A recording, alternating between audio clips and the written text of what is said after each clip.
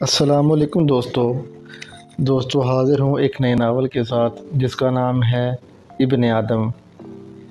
دوستو اگر آپ چینل پر نئے ہیں تو کائنڈلی سب سے پہلے میرا چینل سبسکرائب کر لیں اور بیل آئیکن پر کلک کر دیں۔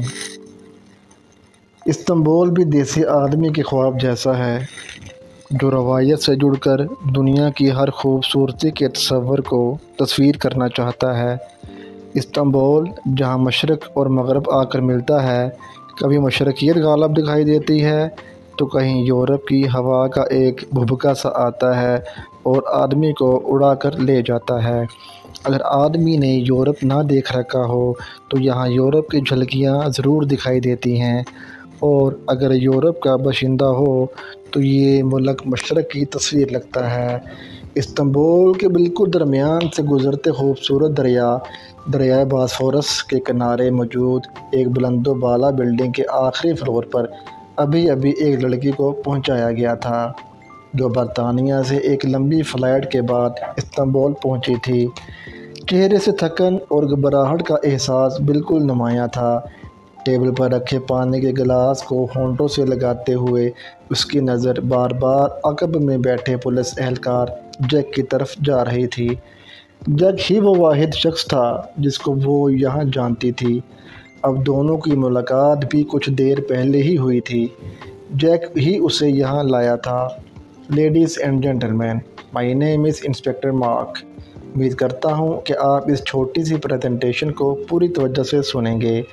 اسکرین کے سامنے کھڑے ہوتے ہی اس کی بلند آواز نے کمرے میں موجود ہر شخص کو اپنی طرف متوجہ کر لیا تھا۔ ہم سب جانتے ہیں کہ ترکی ایشیا بھر کے لوگوں کے لیے غیر قانونی طور پر یورپ جانے کا سب سے آسان راستہ استنبول ہے، اور یہ لوگ جب غیر قانونی طور پر یورپ میں گھستے ہیں تو اپنے ساتھ بہت سا غیر قانونی سامان بھی لاتے ہیں۔ اسلحہ، ہیروئن، ڈرگس، انسانی اعضاء اور جسم فروشی کے لیے اغوا کی گئی ایشین لڑکیاں بھی۔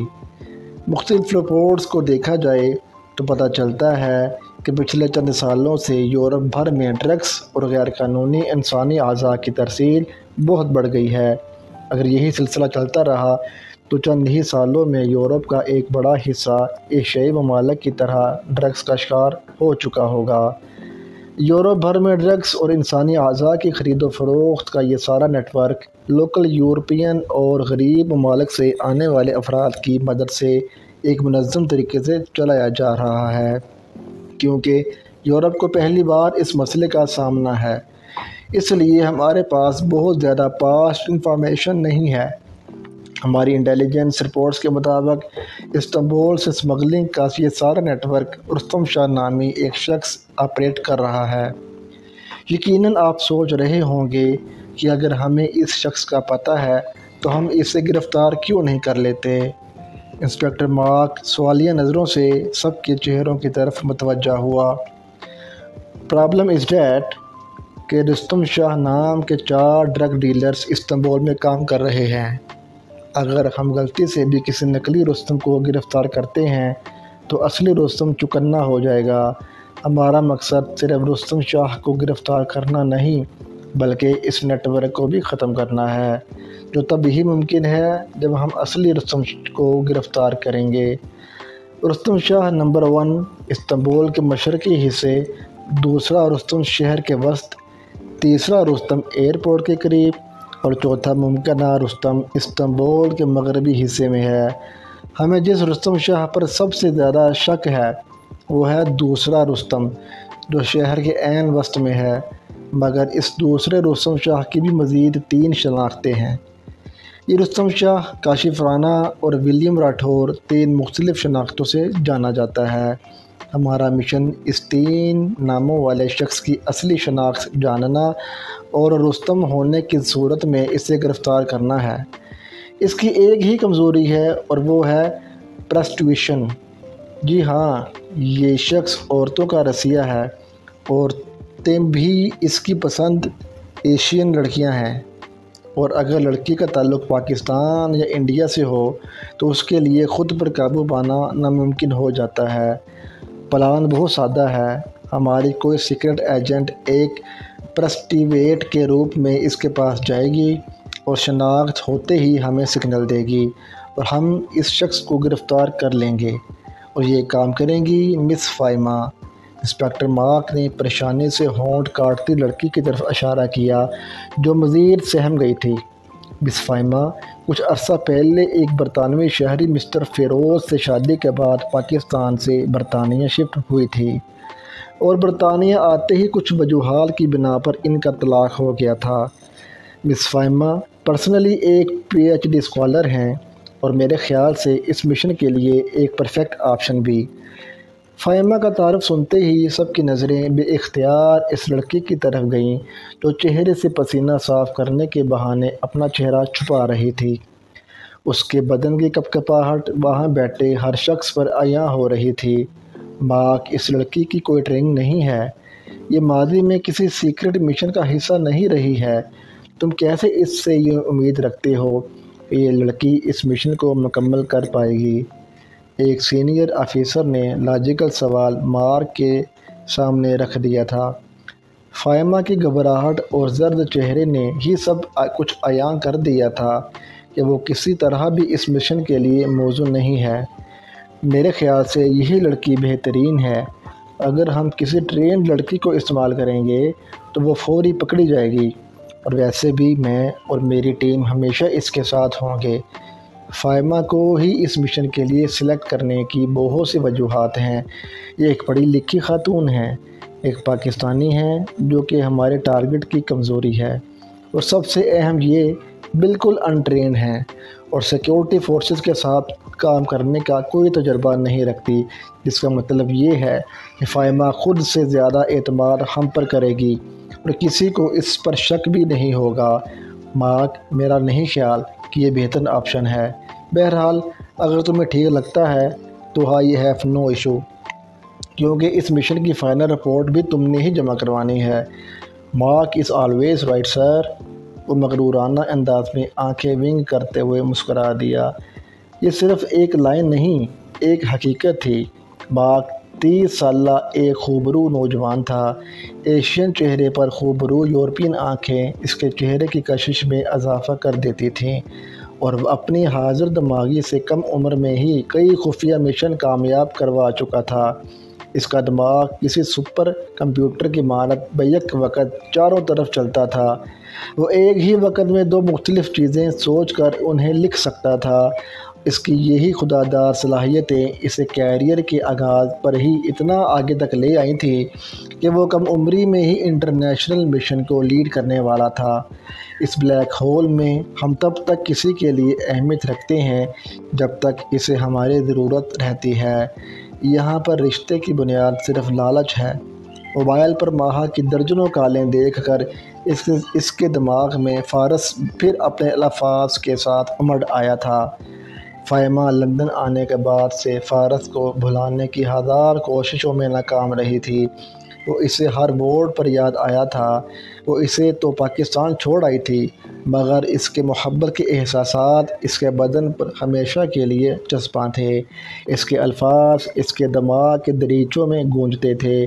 وہ ہر اس لمحے اپنی بے بسی پر چیختی تھی جب اس بلیک ہول کی دلدل اسے اپنے اندر دھنساتی تھی۔ وہ نم آنکھوں کے ساتھ خیالی دنیا میں کھوئی فارس کی باہوں کا احساس محسوس کر رہی تھی کہ فون پر آتی ماہا کی ایک اور کال نے فائمہ کو خیالات کی حسین وادیوں سے واپس تپتے ریگستان میں پھینک دیا۔ مجھ سے یہ نہیں ہوگا ماہا، کیا تم یہ چاہتی ہو کہ میں اپنی جان دے دوں؟ وہ فون کان کو لگاتے ہی روحانسی ہوئی تھی۔ میں جانتی ہوں کہ یہ تمہارے لیے بہت مشکل ہے، مگر یہی ایک راستہ ہے۔ اگر تم نے کبیر کی بات نہیں مانی اور اس مشن کے لیے راضی نہ ہوئی تو وہ مجھے کسی صورت طلاق نہیں دے گا اور میں ہمیشہ یہاں پھنسی رہوں گی۔ تم آخر ہر بار میرے کندھے پر رکھ کر ہی بندوق کیوں چلاتی ہو ماہا؟ کیا تم اب یہ چاہتی ہو کہ میں تمہارے لیے ایک کال گرل بن جاؤں؟ فائمہ، میری کوئی بھی بات تمہیں اس کام کے لیے قائل نہیں کر سکتی سوائے اس کے کہ تم میری چھوٹی بہن ہو۔ تو کیا تمہاری چھوٹی بہن ایک کال گرل بن جائے؟ صرف اس لیے کہ اس مشن کی کامیابی پر تمہارے شوہر کو ترقی ملے گی اور وہ تمہیں طلاق دے دے گا؟ تم نے ایک لمحے کے لیے بھی سوچا ہے کہ اگر ذرا برابر بھی گڑبڑ ہوئی تو میرے ساتھ کیا ہو سکتا ہے؟ فاہمہ کبھی بھی اس مشن کے لیے تیار نہیں تھی۔ اسے زبردستی لندن سے استنبول شفٹ کیا گیا تھا، اور ایسا پہلی بار نہیں ہو رہا تھا۔ ایک دفعہ پہلے بھی اس کی بہن اسے پاکستان سے لندن شفٹ کرتے ہوئے اس کی زندگی عذاب بنا چکی تھی، اور اب پھر ایک نیا عذاب اس کا منتظر تھا۔ انسان کی سوچ ہمیشہ اپنے ذات اور اپنے فائدے تک محدود رہی ہے۔ وہ کسی دوسرے کا فائدہ بھی تب ہی کرتا ہے جب اسے اس میں اپنا فائدہ نظر آ رہا ہو، اور اکثر تو انسان صرف ذاتی مفاد کے لیے کسی دوسرے کو رنگین خواب دکھا کر اس کی زندگی تباہ کر دیتا ہے۔ یہی کچھ فاہمہ کے ساتھ بھی ہوا تھا، جس کو اس کی بڑی بہن ماہا حسین وہ پرسکون زندگی کے رنگین خواب دکھا کر لندن لے آئی تھی۔ ماہا کے دکھائے گئے سبز باغات اور کسی حد تک ماہا کے رعب و دبدبے کی وجہ سے وہ لندن آنے کے لیے راضی تو ہو گئی تھی، مگر ان سبز باغات کی حقیقت ایئرپورٹ پر ہی کھل کر سامنے آ گئی تھی۔ اس کی ہنسی کھلتی زندگی میں پہلا خوفناک دھماکہ تو ایئرپورٹ پر ہی ہوا تھا، اور پھر اس کے بعد زندگی نے کبھی اسے سنبھلنے کا موقع نہیں دیا۔ برمنگھم کی ایک سرد شام مسلم بلاک کے ایک خوبصورت ویلا میں آتش دان کے گرد بیٹھا ایک خوبصورت جوڑا سردی کی شدت کو کم کرتے ہوئے حسرت بھری نگاہوں سے ایک دوسرے کو دیکھ رہا تھا۔ فیروز کی آفس سے واپسی پر ہمیشہ ماہا نے فیروز کی گود کو اپنی کرسی بنایا تھا۔ اب یوں اس سے دور بیٹھ رہا ماہا کو موت دکھائی دے رہا تھا، اور ویسے بھی اب وہ فیروز کو حسرت بھری نظروں سے دیکھنے کے علاوہ کر بھی کیا سکتی تھی؟ وہ اس کے نکاح سے خارج ہو چکی تھی، اور فیروز اس کے لیے نامحرم ہو چکا تھا۔ اس سب میں فیروز کا کوئی قصور نہیں تھا، اور شاید ماہنور بھی اس معاملے میں معصوم ہی تھی۔ قصور تھا تو صرف قسمت کا۔ قسمت کی تدبیروں کے سامنے انسان کی تمام چالاکیاں لمحے بھر میں دم توڑ جاتی ہیں، اور وہ ہوا میں اڑتے بے جان پتوں کی مانند قسمت کے ہچکولے کھاتا کبھی ایک جگہ تو کبھی دوسری جگہ گرتا ہے۔ واٹ یو تھنک ماہا، کیا فاہمہ اس مشن کو مکمل کر پائے گی؟ فیروز نے افسردہ لہجے میں آنکھیں چراتے ہوئے ماہا کو مخاطب کیا۔ اگرچہ جو ہو رہا تھا اس میں فیروز بے قصور تھا، مگر اس کے باوجود وہ ایک دوسرے سے نظریں ملانے کی ہمت نہیں کر پا رہے تھے، کیونکہ دونوں کبیر کے سامنے بے بس تھے۔ مجھے نہیں پتا فیروز۔ ماہا، میں جانتا ہوں یہ ایک مشکل ٹاسک ہے، میں صرف یہ جاننا چاہوں گا کہ کیا تمہاری بہن تمہارے لیے قربانی دے سکتی ہے؟ سوال یہ نہیں ہے فیروز کہ وہ قربانی دے سکتی ہے یا نہیں، سوال یہ ہے کہ کیا اس مشن کے بعد بھی کبیر مجھے آزاد کرے گا یا نہیں؟ میں مزید ایک پل اس شخص کے نکاح میں نہیں رہ سکتی۔ کاش ہم اتنا بڑا قدم کبھی نہ اٹھاتے ماہا۔ فیروز نے بے بسی سے اپنا سر اپنی ٹانگوں میں دبا لیا۔ اس سے بہتر تھا ہم کبھی لندن ہی نہ آتے۔ فیروز کے لہجے سے بے بسی جھلک رہی تھی۔ ان دونوں کی زندگی ہمیشہ سے ایسی نہیں تھی۔ ماہا 25 سال کی ایک ملٹی ٹیلنٹڈ لڑکی تھی۔ خوبصورتی اور حسن کے ساتھ جب ذہانت اور ٹیلنٹ مل جائے تو کسی بھی لڑکی کو آگے بڑھنے سے کون روک سکتا ہے؟ اور ویسے بھی مڈل کلاس لڑکیوں کو جب سکسیس نظر آئے تو ان کے چلنے کی رفتار خود بخود تیز ہو جاتی ہے۔ یہی سٹوری ماہنور کی تھی، جس نے اپنے حسن کو اپنا ہتھیار اور زندگی میں آگے بڑھنے کے جنون کو اپنی ڈھال بنایا، اور ہر قدم زندگی میں آگے نکلتی چلی گئی۔ اس کی آگے بڑھنے کی پیاس ایک بزنس مین فیروز اکبر خان سے شادی کے بعد بھی ختم نہیں ہوئی تھی، اور یہی پیاس ماہنور اور فیروز اکبر خان کو لندن لائی تھی، جہاں ان کی رومانیت سے بھرپور زندگی میں کبیر کی انٹری ہوئی، جو سیر کے سامنے سوا سیر ثابت ہوا، اور یوں ماہنور نہ چاہتے ہوئے بھی اس کے نکاح میں ایسی پھنسی کہ چاہتے ہوئے بھی نکل نہ سکی۔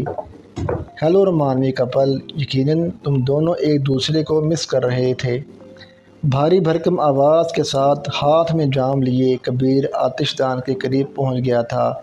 یہی ان کی زندگی کا ولن تھا، جو نہ صرف حسن کی دیوی ماہا پر قابض تھا بلکہ فیروز کی زندگی کو عذاب بنانے میں اسے ایک عجیب سی خوشی ملتی تھی۔ مائی سویٹ ڈارلنگ، یہ لو جام، اور اپنے خوبصورت ہاتھوں سے ایک جام اپنے سابقہ شوہر اور ایک جام اپنے موجودہ شوہر کے لیے بنا لاؤ۔ میں شراب نہیں پیتا۔ پی لو نا مسٹر فیروز۔ ماہا نہ صحیح، ماہا کے حال کا جام ہی صحیح۔